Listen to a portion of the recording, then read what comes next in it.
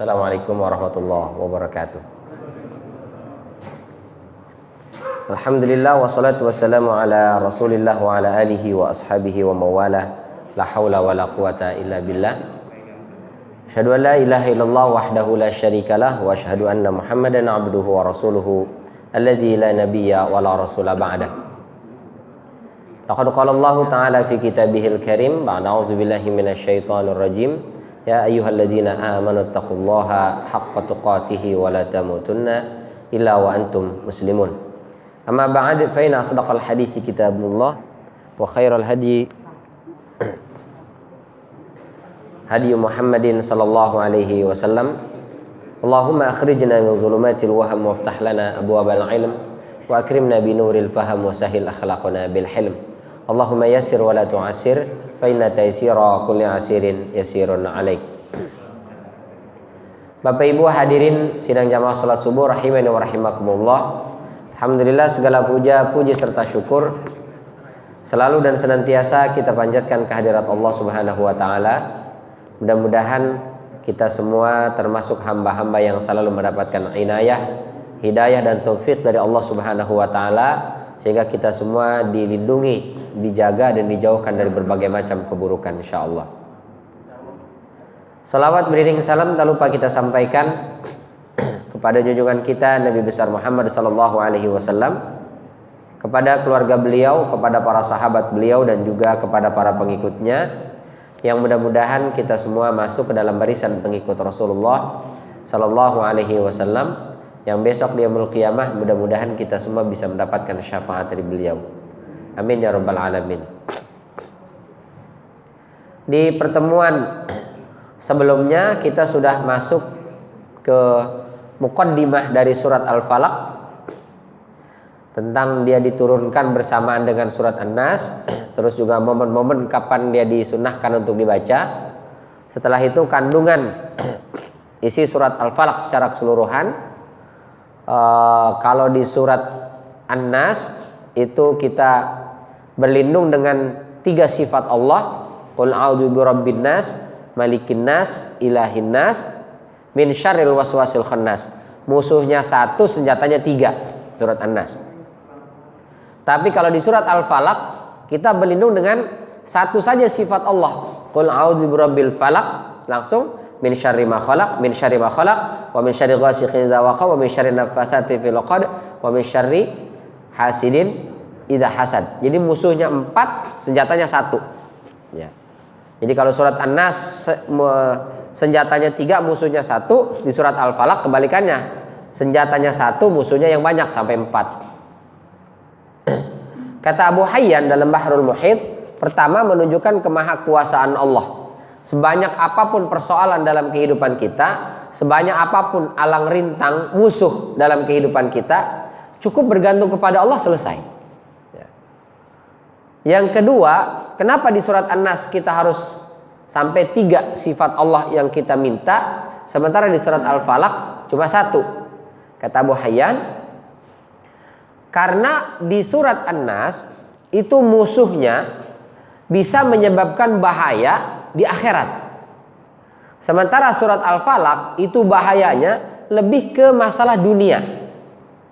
Sehingga kata beliau, bahaya akhirat itu jauh lebih dahsyat dibandingkan bahaya di dunia. Orang bahayanya bahaya dunia, paling parah ya meninggal. Tapi kalau bahaya akhirat, dia nyemplung di neraka. Kalau sudah nyemplung di neraka, nggak ada lagi yang bisa menjadi sesuatu yang baik, nggak ada. Nauzubillah min dzalik.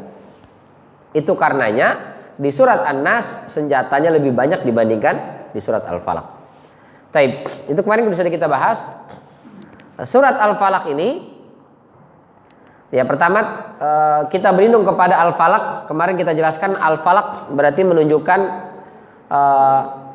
ada beberapa makna Al-Falaq itu. Ya kita sampaikan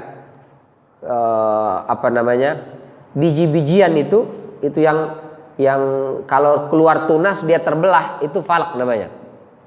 Faliqul habbi wan nawa.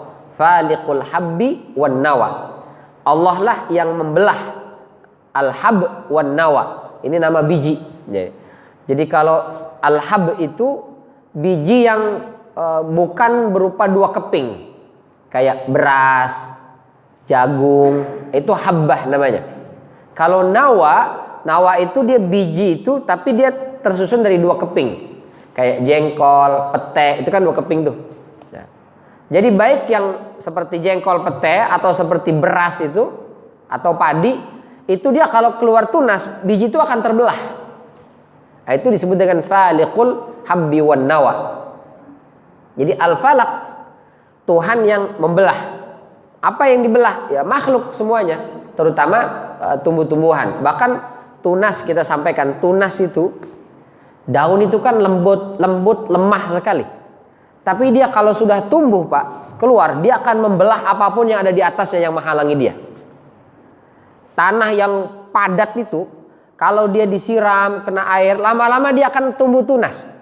Itu daun yang lemah dan lembut itu, dia mampu membelah tanah itu keluar.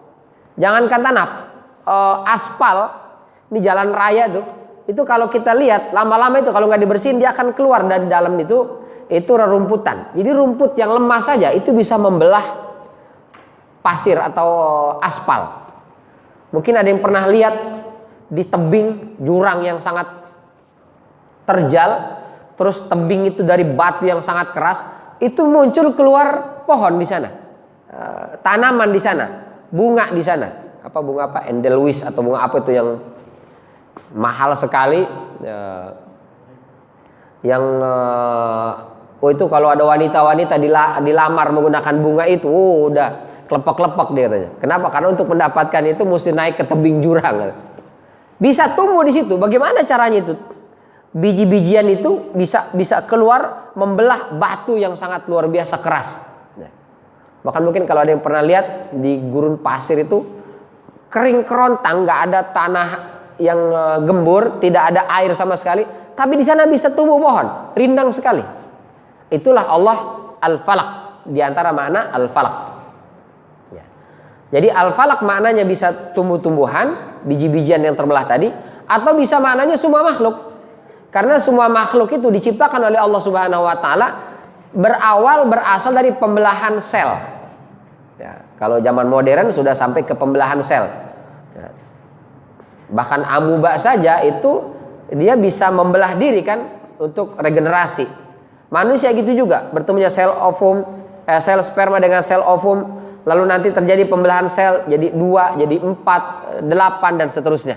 Nah, itu disebut dengan al-falaq. Jadi al-falaq kata Ibnu Abbas maknanya adalah al-makhluk. Jadi katakan aku berlindung kepada Rabb semua makhluk, bisa juga. Bisa juga al-falaq itu adalah sebuah jurang atau lembah di neraka jahanam. Ya. Tapi yang dipilih oleh mayoritas ahli tafsir, al-falaq di situ maksudnya adalah falaqus subh, waktu terbitnya fajar. Jadi waktu subuh itu. Jadi kalau terbit fajar, malam itu tadinya pekat, gelap sekali. Begitu terbit fajar, dia akan terbelah dengan sinar mentari. Ya, mulai terbelah terang, lalu muncullah syuruk. Setelah muncul syuruk, lama waktu duha dan seterusnya. Nah, ini yang kita sampaikan sebelumnya, bahwa al-falaq itu menunjukkan bahwa setelah gelap terbitlah terang. Ini sesuatu yang menarik perhatian buat masyarakat Arab ketika itu. Al-falaq, falak subuh itu sesuatu yang apa ya? Karena terjadi setiap hari, jadi orang biasa aja gitu. Tapi Al-Quran datang mengajak orang berpikir tentang tadi biji-bijian, tentang tumbuh-tumbuhan, tentang pembelahan sel, tentang waktu subuh. Sesuatu yang buat orang masyarakat Arab ketika itu sesuatu yang terjadi sebagai rutinitas dan tidak ada yang istimewa di sana. Ya. Akhirnya mereka melewati waktu subuh ya begitu-begitu aja. Ternyata buat Islam perhatian terhadap waktu subuh begitu dahsyat, luar biasa. Maka Allah jadikan sebagai pembuka ayat dari surat ini. Qul a'udzu birabbil falaq. Ya. Katakanlah aku berlindung kepada Rabb penguasa al-falaq, waktu subuh. Ini menunjukkan bahwa waktu subuh adalah waktu istimewa. Pertama, malam itu identik dengan keburukan. Nanti kita akan bahas di ayat setelahnya. min syarri ghasiqin idza waqab, dari keburukan malam apabila telah menyelimuti. Biasanya keburukan, musibah, bencana, malapetaka identik dengan waktu malam. Ya. Tukang sihir, apalagi maling, pencuri, bahkan banjir, apalagi gempa, longsor, itu biasanya identik dengan waktu malam. Kebakaran, entah kebakaran, entah dibakar, entahlah itu ya. Yang jelas kebakaran terjadi, itu identik atau seringnya terjadi di waktu malam. Jadi keburukan, kejelekan di waktu malam. Sehingga orang malam itu sering takut. Nggak usah keluar rumah, Pak. Keluar kamar aja menuju ke tempat wudhu, kamar mandi, banyak yang takut. Jam berapa nih? Jam 2, Masya Allah. Ini Allah bangunin saya untuk tahajud nih. Begitu keluar, kok sepi banget, ini malam apa ya? Oh iya, malam Jumat. Nggak jadi deh, tidur lagi. Identik takut. Orang itu merasa khawatir ketika malam hari. Apalagi kalau malam sudah semakin pekat, semakin larut, itu sudah semakin takut. Ya. Mungkin kalau isya jam-jam 9, jam 10 orang masih nggak terlalu takut lah. Tapi kalau sudah makin malam udah semakin takut. Daripada pulang kemalaman mendingan subuh aja deh sekalian. Biasanya gitu. Jika anak muda, kamu pulang malam terus. Akhirnya besoknya pulangnya pagi. Kok pulangnya pagi? Habis pulang malam 2 menit, akhirnya pagi sekalian. Nah, identik dengan keburukan itu malam. Semakin pekat, semakin larut, itu keburukan semakin menakutkan. Begitu datang waktu fajar, subuh, ketakutan itu otomatis hilang. Masih malam, udah subuh, nyantai aja. Kalau udah subuh, ketakutan itu otomatis hilang, Pak. Bahkan dalam dongeng sekalipun, dongeng itu kan khurafat ya, bohong itu, nggak ada. Siapa? Sangkuriang, Gunung Tangkuban Perahu. Itu dongeng atau beneran itu? Kayaknya sih dongeng ya. Masa perahu ditendang jadi gunung gede banget itu? Kayaknya sih bohong itu, khurafat gitu. Tapi sekhurafat-khurafatnya khurafat, sedongeng-dongengnya dongeng, dia tetap tidak mungkin menyelisihi hal-hal yang sudah terjadi sebagai fitrah. Jadi diceritakan itu kan Sangkuriang diminta oleh siapa nama perempuannya? Dewi Sumbi apa Dayang Sumbi apa siapa nama itu ya? Kalau kau ingin melamarku, maka bendunglah sungai apa Citarum atau apa itu, ya, bangun sekian istana, tapi dengan syarat itu harus selesai sebelum masuk waktu subuh. Maka dia lakukan itu dengan minta bantuan jin, ya, jin apa setan apa apalah itu, dibendung. Wah, ini udah mau selesai nih. Dayang Sumbi sudah mulai ketar-ketir nih, gawat nih. Akhirnya dia lesung itu, tumbuk padi itu dia tuk menunjukkan waktu sudah pagi, ayam sudah mulai kukuruyuk. Akhirnya jin-jin dalam dongeng itu kabur semua. Kenapa? Karena sudah masuk waktu subuh. Karena memang begitu, kalau sudah masuk waktu subuh, mestinya keburukan-keburukan yang biasa orang takut, khawatir, itu sudah hilang.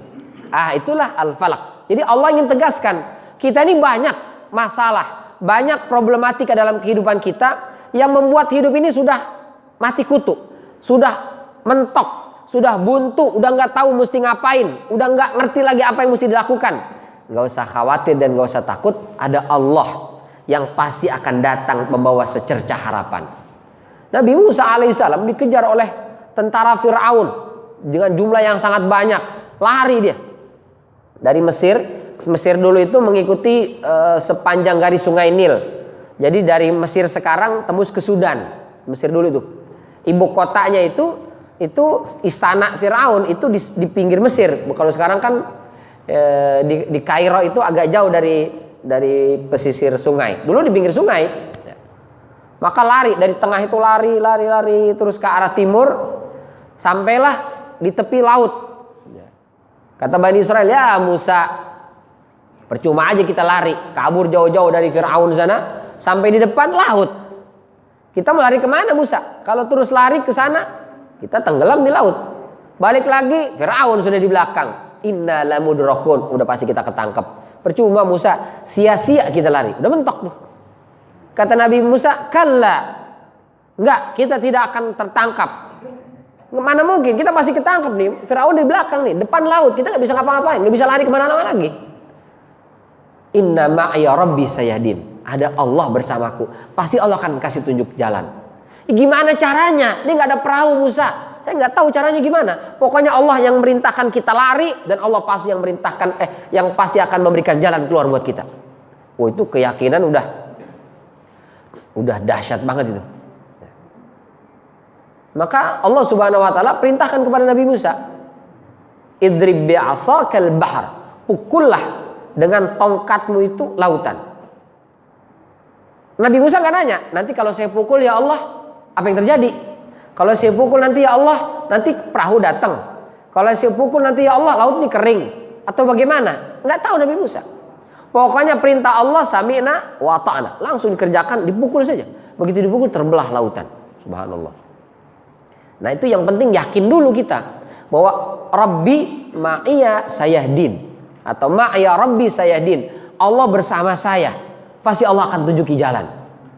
Jadi sesulit, seberat dan sebesar apapun masalah dalam kehidupan kita, ada Rabbul Falak. Allah yang maha mampu membawa secercah harapan. Masalahnya yakin apa enggak? Nah, itu yang masalah. Jadi banyak kita ini kurang yakin kepada Allah. Jadi banyak tanya-tanya gitu. Bahkan ada yang, Ustaz saya banyak masalah. Hidup saya kok kayaknya enggak kelar-kelar masalahnya Ustaz. Cobaan datang silih berganti. Ente perbanyak dong sholat ibadah kepada Allah. Emang kalau saya sholat nanti saya jadi kaya Ustaz? Emang kalau saya sholat saya nanti jadi dapat pekerjaan? Jadi sholat ibadah itu mintanya kaya, sholat itu mintanya harta gitu. Padahal bukan itu kan. Tujuannya wasjud waqtarib, sujudlah, perbanyak ibadah kepadaku, waqtarib, kau akan mendekat kepadaku. Karena kalau sudah dekat kepada Allah, rumusnya kan kedekatan melahirkan kemudahan. Di dunia saja begitu. Kita Pak ngurus KTP bolak-balik, nggak jadi, nggak kelar-kelar. Tiba-tiba ada orang sekali datang langsung selesai, jadi pulang. Kok dia cepet banget selesai? Saya udah 2 minggu nih belum selesai. Wah, itu anaknya lurah. Oh iya, pantesan. Ngurus SIM, waduh susah sekali. Udah tes tulisnya, tes prakteknya, nggak lulus. Tiba-tiba nggak ada yang pakai tes dia, langsung masuk, keluar, dapat SIM. Oh, itu anaknya Polres atau ponakannya Polres. Kedekatan melahirkan kemudahan. Ya Allah. Itu nepotisme. Terlepas dari apapun itu namanya, pokoknya kalau sudah dekat, itu masih diurusan digampangin. Itu pasti itu. Ya. Pernah juga kita ngurus begitu, nggak selesai. Tiba-tiba ada yang kenal, Ustadz ya? Nah, iya Pak. Ada apa Ustadz? Nah ini Pak lagi ngurusin. Sini Ustadz. Diurusin sama dia langsung kelar Pak. Ya. Ternyata nggak harus jadi keponakannya Polres ya. Jadi Ustadz pun bisa dicepetin urusannya. Jadi kedekatan melahirkan kemudahan. Itu urusan dunia ya. Nah ini Allah sang pemilik segala-galanya. Allah maha berkuasa, Allah maha mampu. Kalau kita sudah dekat kepada Allah, nggak ada tuh permasalahan yang sulit. Nggak ada masalah yang berat itu. Kecuali pasti Allah akan berikan solusi. Nah itu makna al-falaq ya. Taib. Ini beberapa keburukan kemarin. Nah kita masuk ayat kedua, min syarri ma khalaq. Apa sih yang dimaksud dengan syarr?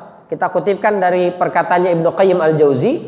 Kata beliau, asyarr itu yang dimaksud dengan keburukan adalah segala sesuatu yang menyakitkan atau segala sesuatu yang bisa mengantarkan kita pada hal yang menyakitkan.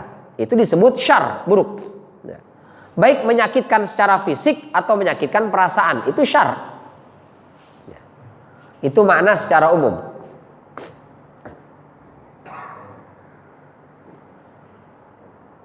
Qala Sulaiman al-Syekh, ini Taisirul Azizil Hamid nama tafsirnya, min kulli syarrin fi ayyi makhluqin qama bihi syarru min hayawanin aw ghairih.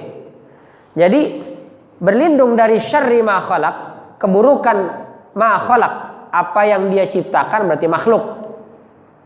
Yaitu dari setiap keburukan, yaitu dari setiap makhluk yang bisa mendatangkan keburukan, baik makhluk itu berupa hewan atau selainnya, insiyan kana au jinniyan, baik dari manusia ataupun jin. Auhamma audabah, atau makhluk melata ya, binatang-binatang buas, apalagi rihan au asifah, dari angin atau asifah, badai, au ayyi naw'in kana min anwa'il bala fi dunya wal akhirah, atau dari segala macam bentuk bala, musibah, bencana, malapetaka, baik di dunia maupun akhirat. Nah, itu masuk kategori syarri ma khalaq.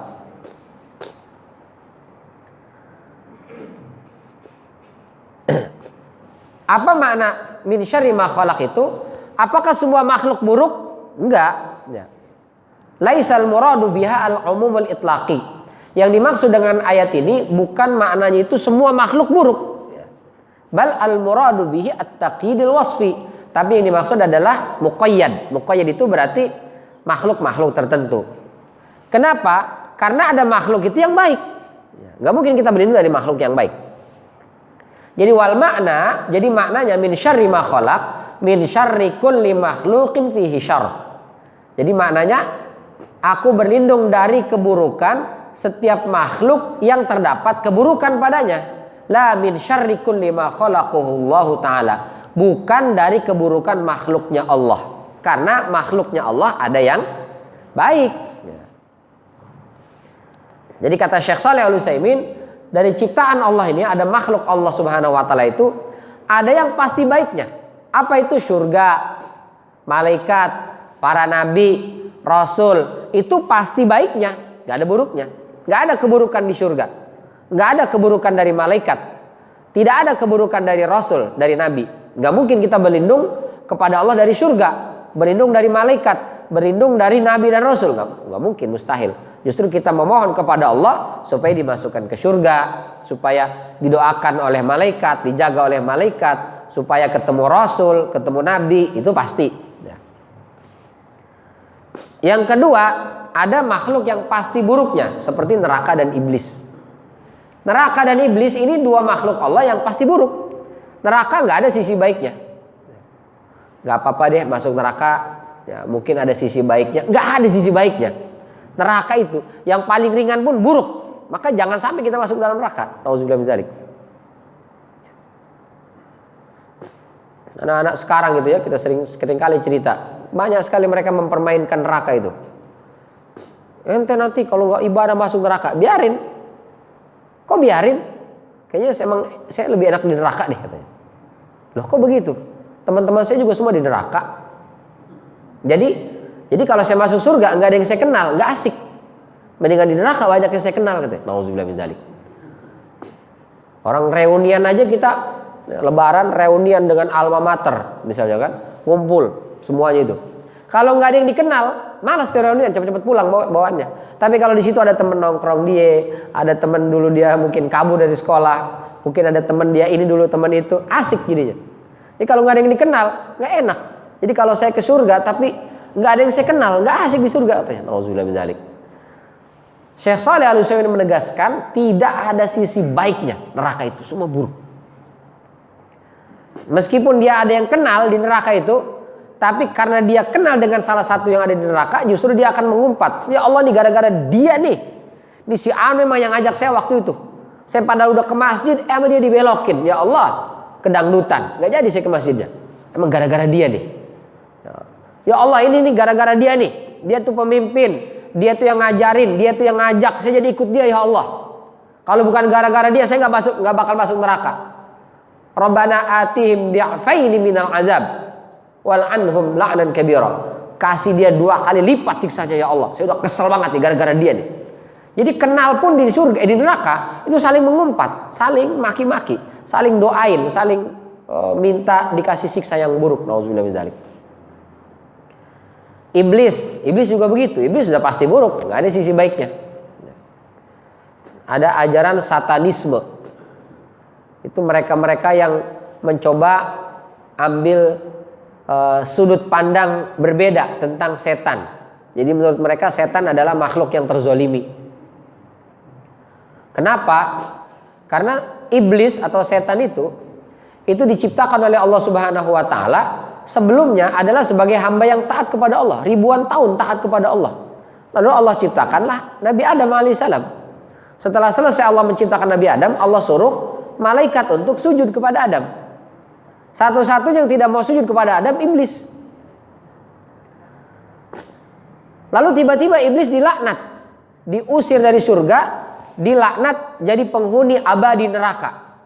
Ribuan tahun ibadah nyembah Allah, tiba-tiba tidak mau sujud kepada Adam, dihukum kekal di neraka. Wah, ini terzolimi katanya. Auzubillah min dzalik.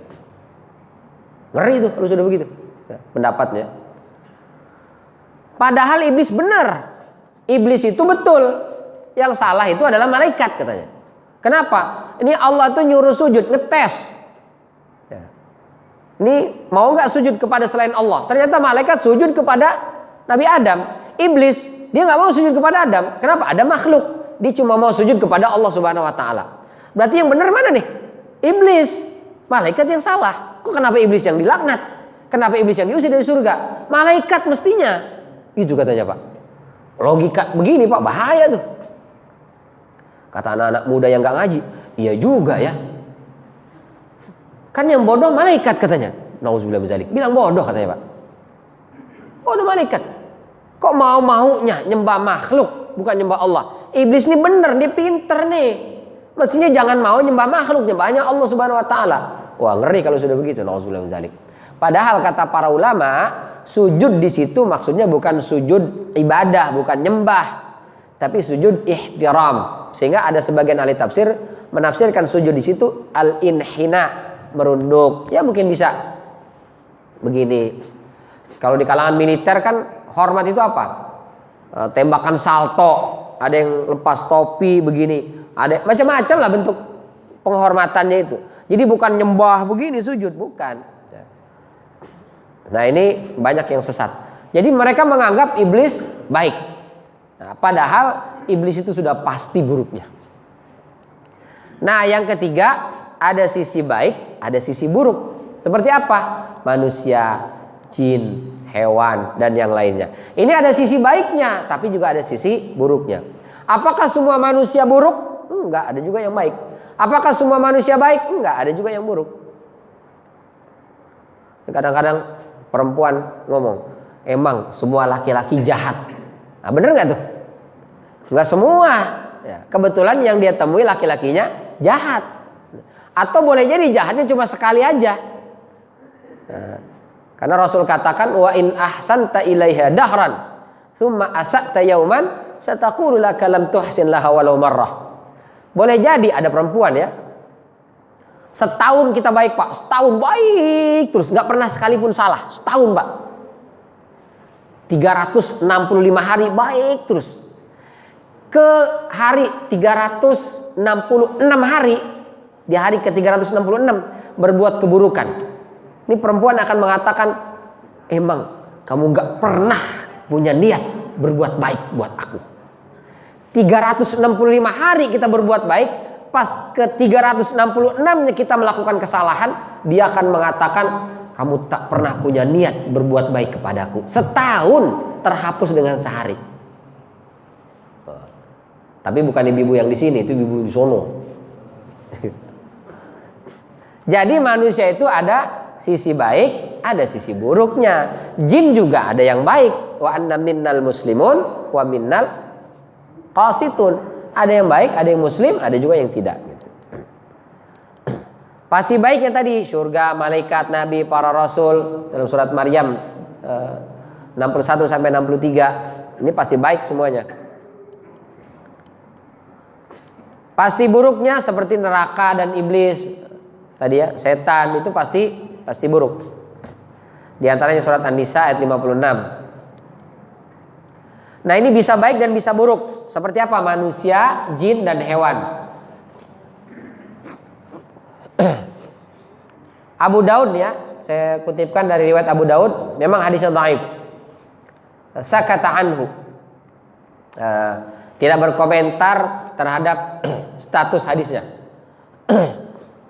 Juga Imam An-Nasai dalam Sunan Al-Kubra dikeluarkan dari Abdullah ibnu Amr. Apa kata Rasulullah sallallahu alaihi wasallam? Idza tazawwaja ahadukum imra'atan aw ishtara khadiman. Apabila salah seorang di antara kalian menikahi seorang perempuan Ini konteksnya berarti laki-laki. Kalau perempuan berarti apabila kalian dinikahi oleh salah seorang laki-laki. Jadi hadis ini bisa berlaku buat laki-laki, bisa untuk perempuan. Awis tara khadiman. Zaman dulu ada membeli budak, sekarang udah enggak ya. Falyaqul, maka hendaklah dia membaca doa. Ini doa untuk orang yang menikah, Pak. Ya Ustadz, saya menikahnya udah 20 tahun yang lalu, gimana nih? Sempat nggak baca doa ini dulu? Enggak Ustadz. Gimana dong? Apa perlu diulang lagi Ustadz? Boleh, silakan. Doanya yang diulang, bukan nikahnya diulang. Kalau gitu saya mau coba baca doa ini Ustadz, kemarin belum sempat. Terus, ya saya mau cari yang mudahan ini biar. Apa doanya? Allahumma inni as'aluka khairaha wa khaira ma jabaltaha alaih. Ya Allah, sesungguhnya aku berlindung kepadamu. Sesungguhnya aku meminta kepadamu khairaha, kebaikan dari perempuan ini. Jadi kalau perempuan berarti minta kebaikan dari laki-laki. Wa khaira ma jabaltaha alaih, dan kebaikan yang telah kau takdirkan untuknya. Jadi ketika kita menikah, pasangan kita kan pasti ada sisi baik, sisi buruknya. Kita mohon kepada Allah, ya Allah, aku mohon kepadamu, meminta kepadamu kebaikan dari karakter yang dimiliki oleh pasanganku ini, itu menular kepadaku ya Allah. Apa sisi baiknya? Misalnya dia punya kebiasaan baik, suka menjamu tamu, berbakti sama orang tua, murah hati, dermawan. Itu sifat baik tuh. Ya Allah, mudah-mudahan sifat karakter baik ini nular juga nih. Saya juga jadi bakti sama orang tua, jadi suka menghormati tamu, suka berbagi, dermawan, dan seterusnya. Atau kebaikan yang telah kau takdirkan untuknya. Ini ada orang ditakdirkan kebaikan. Dia ditakdirkan jadi ahli surga, ditakdirkan oleh Allah hafal Quran, ditakdirkan oleh Allah menjadi orang-orang yang baik, rizkinya mudah, apalagi urusannya ditakdirkan digampangkan oleh Allah. Takdir baiknya ya Allah, saya juga minta mudah-mudahan ketularan juga ke saya. Nah gitu tuh. Terus wa a'udzubika min syarriha, dan aku berlindung kepadamu dari keburukannya. Jadi kadang manusia ada sisi baik, ada sisi buruk. Apa sisi buruknya? Misalnya tidurnya ngoroknya kenceng banget, kurang baik tuh misalnya. Mudah-mudahan gak usah nular tuh ngorok, udah dia aja ngorok, gak apa-apa, saya mah gak usah. Kalau bisa sembuh ngoroknya. Apa kebiasaan buruk? Misalnya tidak bisa menjaga mulut, gampang sekali memaki, mengumpat, keluar kata-kata kotor, kebun binatang, semua keluar dari lisannya. Itu sifat buruk, karakter buruk, jangan nular kepadaku ya Allah. Apalagi bakhil, pelit, medit, bin koret misalnya. Nah itu sifat karakter itu ya Allah, menikah dengan saya, jangan nular dah itu, jangan. Gitu. Yang kita mau adalah kebaikannya nular ke kita, keburukannya jangan. Atau keburukan yang kau takdirkan untuknya. Jadi ada orang ditakdirkan, auzubillah min dzalik, meninggal kecelakaan, ditakdirkan terkena musibah. Ada takdir-takdir yang buruk, itu kita berlindung kepada Allah Subhanahu wa taala.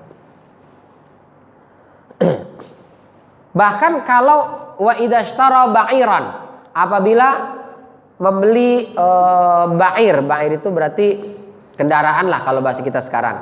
Kalau dulu itu unta yang digunakan untuk ngangkut barang. Ya, ba'ir.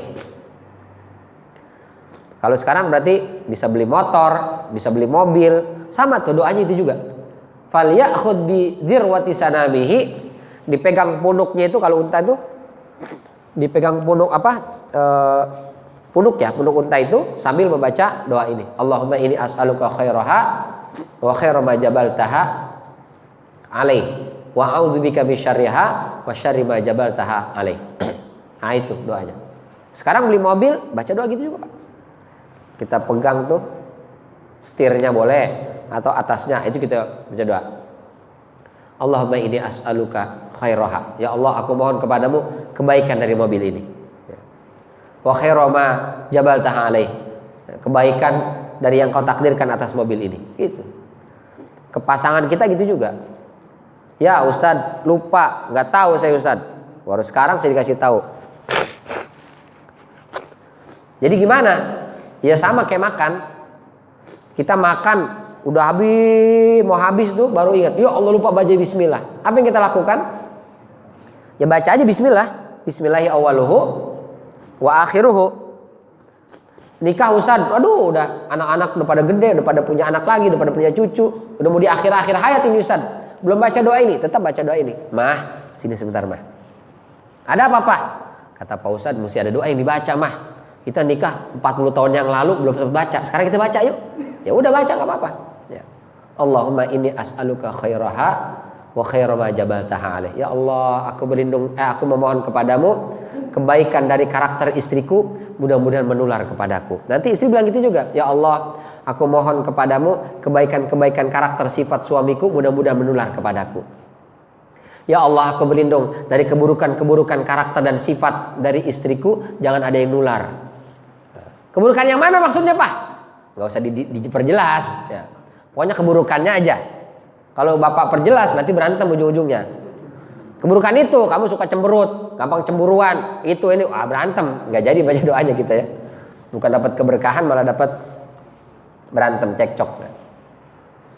Nah itu, jadi kita bisa membaca doa ini untuk apa? Berlindung kepada Allah dari keburukan, bahkan pasangan kita ternyata bisa membawa dampak yang buruk.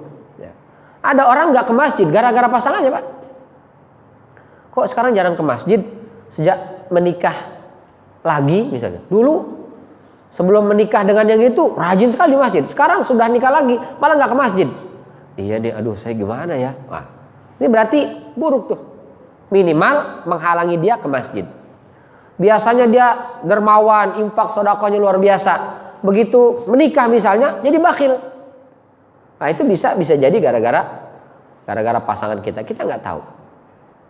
Biasanya seorang wanita rajin ke taklim, tiba-tiba sudah menikah nggak pernah taklim lagi. Kenapa Bu? Dilarang sama suami. Kenapa? Katanya pergi-pergi itu harus izin suami. Ya izinlah, nggak diizinin. Ya, nah itu jadi buruk ya. Kenapa nggak diizinin? Katanya ngaji udah nggak beres katanya. Kok nggak beres ngaji? Habis setiap mau berangkat ngaji minta kerudung baru, bajunya baru. Ya akhirnya sama suaminya nggak usah ngaji sekalian. Nah, itu berarti yang buruk itu memang perempuannya ya. Masa setiap ngaji minta yang baru terus. Taib. Bahkan kampung, komplek, kantor kita bisa jadi dipindah tugaskan atau pindah tempat tinggal. Di tempat itu boleh jadi ada kebaikan, boleh jadi ada keburukan. Maka kita membaca doa. Ini kalau kita masuk sebuah kampung, sebuah daerah atau masuk kantor baru misalnya ditugaskan.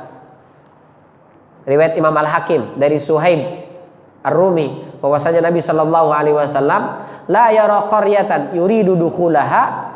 Tidaklah Rasul Shallallahu alaihi wasallam melihat sebuah kampung yang beliau ingin masuk ke sana illa qala hina yaraha, kecuali Rasul Shallallahu alaihi wasallam membaca doa. Apa itu?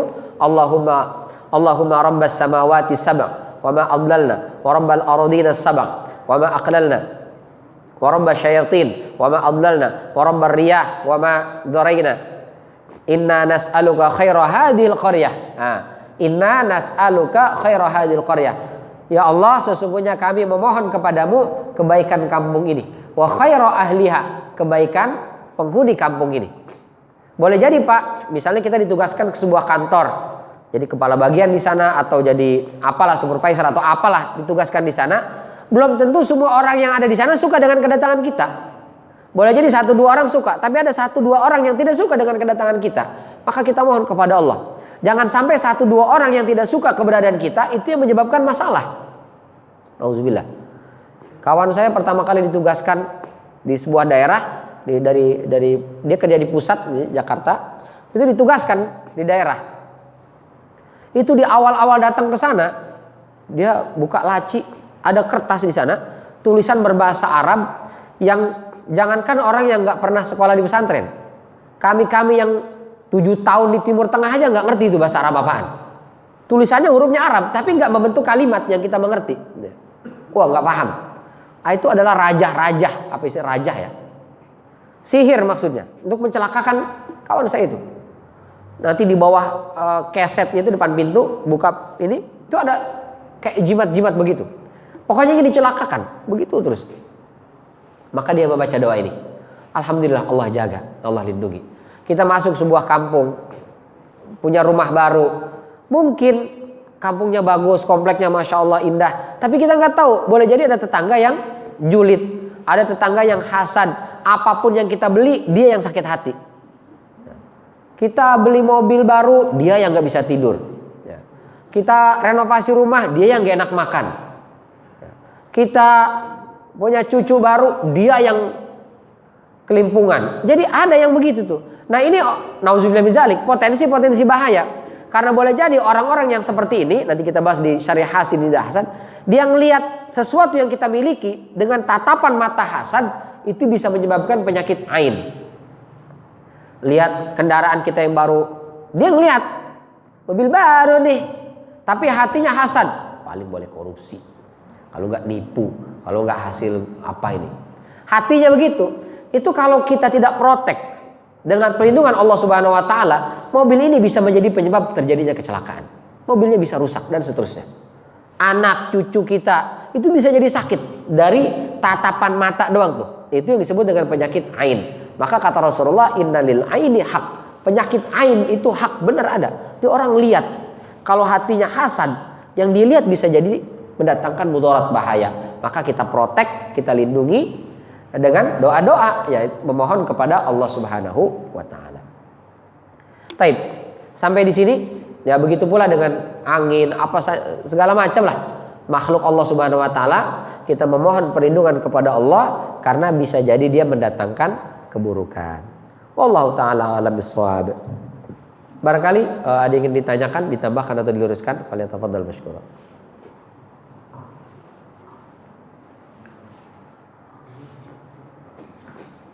Ayah anda, ibu anda, barangkali ada yang mau ditanyakan?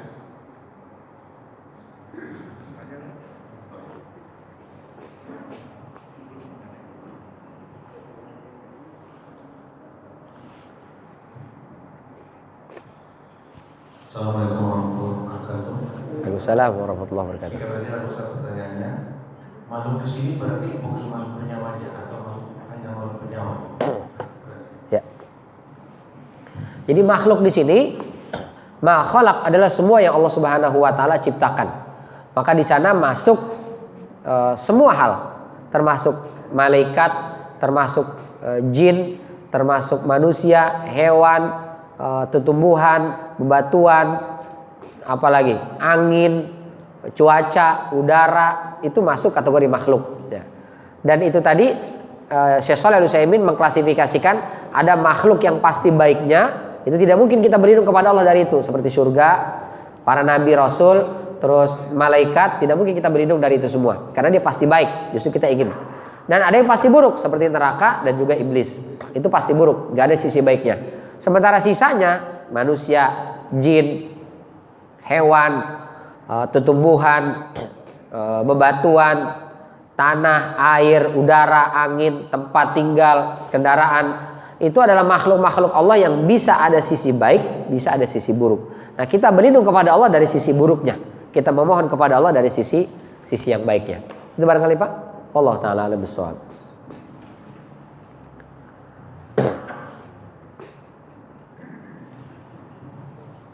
Assalamualaikum warahmatullahi wabarakatuh. Waalaikumsalam warahmatullahi wabarakatuh. Ustaz mau tanya, Ya. ada orang yang sudah lanjut usia sekarang yang tidak berdaya, tidak bisa bangun, tapi waktu dia sehat dekat dengan Allah, sering mengajar ngaji, sering majelis taklim, ngaji majelis taklim. Tapi sekarang timbul setelah dia tidak berdaya, ada sakit ingatan, entah kenapa gitu. Waktu sholat dia tidak tahu lagi, jadi sudah uzur gitu. Dan malam-malam sering mengingat masa lalu, sering manggil-manggil saudaranya. Itu kenapa Ustaz? Apa ayat-ayat Quran yang dibacakan mungkin ada khusus itu? Terima kasih. Assalamualaikum warahmatullahi wabarakatuh. Waalaikumsalam warahmatullahi wabarakatuh. Masya Allah. Pertama kita doakan semoga Allah segera sehatkan beliau, berikan kembali kesehatan secara paripurna. Yang kedua, kalau kita baca surat At-Tin, kata Allah, laqad khalaqnal insana fi ahsani taqwim. Sebagian ahli tafsir memahami ayat ini itu adalah khilqah, penciptaan. Maksudnya adalah masa muda. Jadi Allah ciptakan manusia ini dalam kondisi yang segar bugar, sehat, fit, sehingga dia bisa melakukan aktivitas dan ibadah. Tsumma radadnahu asfala safilin. Kemudian kami kembalikan dia ke posisi paling rendah. Itu kalau mengikut nafsir yang pertama ini, diantaranya Imam Mujahid. Lalu ada di antara manusia itu yang kemudian dikembalikan ke seperti anak-anak, lupa ingatan, manja, terus nggak bisa melakukan apa-apa, lumpuh dan seterusnya. Ketika dia masih sehat dulu, ketika dia sebelum sakit, sebelum masa tua, sebelum masa uzur pikun itu, dia orang ahli ibadah, dia melakukan taatan kepada Allah, maka kata Allah, falahum ajrun ghairu mamnun. Maka dia tetap dapat pahala yang tidak terputus. Udah masuk waktu subuh, Allahu Akbar, dia masih tidur. Dibangunin dia nggak mau, dia nggak ibadah. Dia tetap dapat pahala sholat subuh. Bahkan dapat pahalanya pahala berjamaah 27 derajat. Kenapa? Karena kalau dia sehat, kalau nggak uzur, dia pasti ke masjid sholat berjamaah. Cuma karena dia sakit, dia uzur, dia nggak ke masjid, maka dia tetap dapat pahala. Bulan Ramadan, dia nggak puasa sama sekali, Ustadz. Dia tetap dapat pahala puasa sempurna. Bahkan boleh jadi dapat pahala iktikaf. Kenapa? Karena waktu sehat, sebelum sakit, dia pasti berjamaah di masjid dan dia iktikaf, Ustadz. Cuma sejak sakit dia nggak iktikaf. Maka kata Allah, falahum ajrun ghairu mamnun. Itu tetap dapat pahala yang tidak terputus. Sehingga kalau ada keluarga, sahabat, kerabat yang mungkin Allah uji dengan itu, maka selalu berikan motivasi itu, kasih semangat itu. Ternyata ada sebagian ulama yang mengatakan meskipun bapak, ibu ini nggak sholat, nggak usah sedih, tetap dapat pahala sholat, tetap dapat pahala ibadah. Ya. Tapi jangan kita bilang, jadi udah nggak usah sholat aja, jangan. Nanti dia bilang, oh ya gitu ya, ya udah dah nggak usah sholat deh, kan masih dapat. Jangan ya. Tapi ketika kita ajak, kita ini, dia tetap nggak mau, gimana Ustaz? Udah kita sebagai anaknya tetap senyum, bahagia, karena orang tua kita, kerabat kita ini, insya Allah tetap dapat falahum ajrun ghairu mamnun. Itu karenanya Rasul katakan, idza safaral abdu, idza maridal abdu au safara. Apabila seorang hamba sakit atau safar, itu kutiba makana apa hadis itu?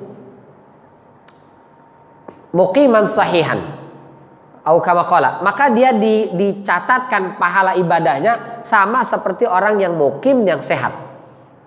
Kita musafir, terus sholatnya diqosor, pahalanya sama dengan sholat sempurna.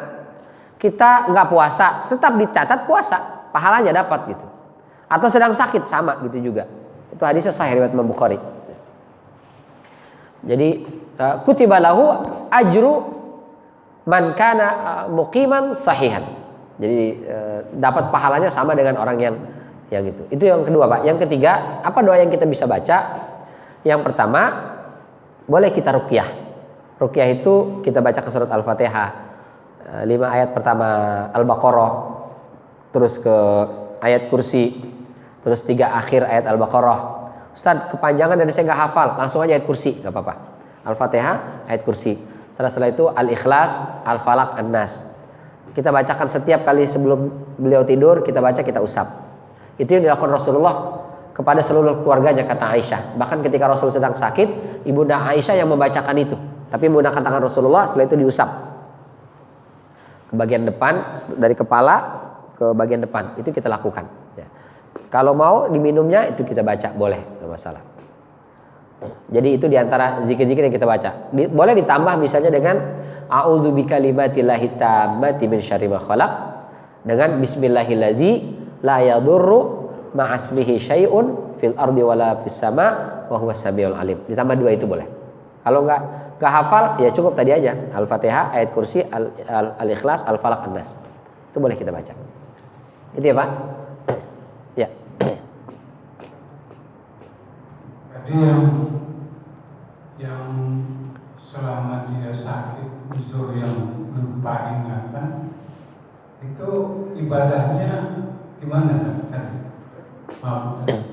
Jadi ibadahnya tetap pahalanya dapat. Meskipun dia ibadahnya nggak benar, mungkin sholatnya takbiratul ihram, ruku, abis itu langsung salam misalnya, itu nggak masalah karena uzur. Dia pahalanya tetap sama dengan orang yang ibadahnya sempurna, sehat seperti kita. Pahalanya nggak berkurang Pak, insya Allah. Bahkan boleh jadi lebih dari kita. Kenapa? Karena kita sholatnya di rumah. Beliau kalau sehat sholatnya di masjid. Dia 27, kita cuma 1 misalnya. Itu boleh jadi begitu. Cuman ada beberapa anaknya itu yang sholat dibimbing. Jadi Pak, Bu, ayo sholat. Saya jadi imamnya, ngikutin di belakang. Ada yang begitu. Boleh juga nggak apa-apa. Cuman kalau bisa, kalau laki-laki jangan, karena laki-laki sholatnya di masjid. Kecuali dia sudah sholat di masjid, pulang, Bapak Ibu sudah sholat, belum? Ayo sholat yuk. Udah lupa, ayo ikutin. Dia saya ikutin ya, Bapak Ibu ikutin aja pakai gerakan tangan atau isyarat. Nanti saya yang mau komandoin. Allahu Akbar, Allahu Akbar, Allahu liman hamidah, nanti ngikutin. Nah, itu boleh. Enggak pun, insya Allah tetap sempurna pahalanya. Itu kata Imam Mujahid. Wallahu taala a'lam bishawab. Ya, Pak.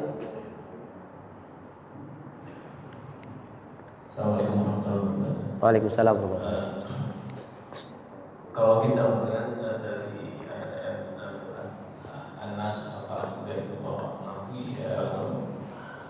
memang hal-hal yang membahayakan memang ada. Tapi sejauh mana ketidak boleh percayaan kepada hal-hal yang teluh-tenung gitu ya.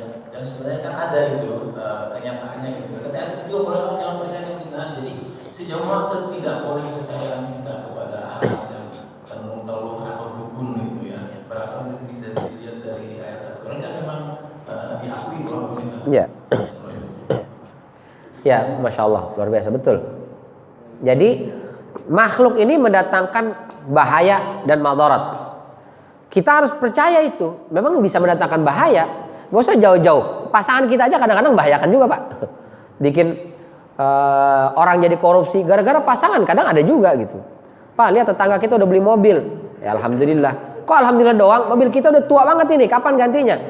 Ya belum ada rezeki. Papa kan bagian keuangan, masa sih nggak bisa diapain kayak gitu. Ah itu orang mikir, oh iya ya, apa yang bisa diapain nih? Bisa saja mendatangkan keburukan. Tapi keburukan itu tidak mengganggu akidah kita selama kita berlindung kepada Allah, dijauhkan dari keburukan makhluk ini. Yang jadi masalah mengganggu akidah kita ketika kita takut keburukan dari gunung, dari pohon, dari jin, dari binatang, lalu kita sembah dia, kita berikan sesajian kepada dia. Itu yang bermasalah. Apalagi minta tolong kepada makhluk untuk menyelamatkan kita dari keburukan makhluk. Itu nggak boleh. Ya. Kecuali bagian dari ikhtiar. Ikhtiar yang tidak berkaitan dengan akidah. Seperti misalnya berobat ke dokter, ke rumah sakit. Saat kita kan ke dokter berarti berlindung kepada makhluk dari bahayanya makhluk. Ya. Dokter boleh kita ke dokter selama tidak meyakini bahwa saya ini yang bisa nyembuhin hanya dokter ini. Itu ya nggak boleh. Tapi kalau ikhtiar datang ke dokter kita, dok saya sakit ini, maka dokter berdasarkan riset pengalamannya, berdasarkan ilmunya, oh kalau sakit ini obatnya ini Pak, obat ini Pak. Tapi tetap yang menyembuhkan adalah Allah. Sehingga kata Ibnu Taimiyah, ruqyah itu sebetulnya itu adalah awal dalam proses pengobatan, bukan terakhir. Biasanya orang alternatif, berobat kesana kemari mentok Ustaz, akhirnya ruqyah aja deh gitu. Mestinya dari awal. Jadi begitu kita ke rumah sakit kita sudah banyak istighfar, kita berzikir, kita mohon kepada Allah, kita baca-bacaan bacaan-bacaan ruqyah itu sudah kita lakukan gitu. Sehingga itu tidak berbahaya terhadap akidah kita. Tapi kalau kita takut terhadap bahaya pohon, bahaya gunung, lalu setelah itu kita berikan sesajian kepada gunung itu, kepada lautan itu, ini yang membahayakan akidah. Apalagi minta tolongnya kepada orang berilmu, orang pintar yang kita nggak tahu dia sekolahnya di mana. Jadi sekolah aja enggak, tapi kok bisa orang pintar itu gelarnya apa? Profesor? Enggak, sekolah SD aja enggak gitu. Nah itu berarti dukun jatuhnya kan? Gitu ya Pak? Allah Ta'ala alam bisawab.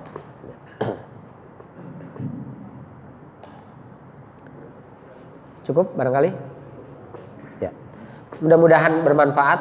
Semoga Allah Subhanahu wa taala selalu melindungi kita, jauhkan kita dari berbagai macam mara bahaya dan musibah, baik mara bahaya dan musibah yang ada di dunia ini, terlebih lagi mara bahaya dan musibah yang ada di yaumul qiyamah. Sehingga mudah-mudahan kita selamat di dunia dan Allah selamatkan pula kita di yaumul mahsyar. Allah tempatkan kita di surganya Allah Subhanahu wa taala kelak. Amin ya rabbal alamin. Terima kasih atas segala perhatian. Mohon maaf apabila ada kekeliruan dan kekurangan. Kita tutup dengan hamdalah dan kafaratul majlis. Alhamdulillahirabbil alamin. Subhanakallahumma wa bihamdika asyhadu an la ilaha illa anta astaghfiruka wa atubu ilaik. Wabillahi taufiq wal hidayah. Wassalamualaikum warahmatullahi wabarakatuh.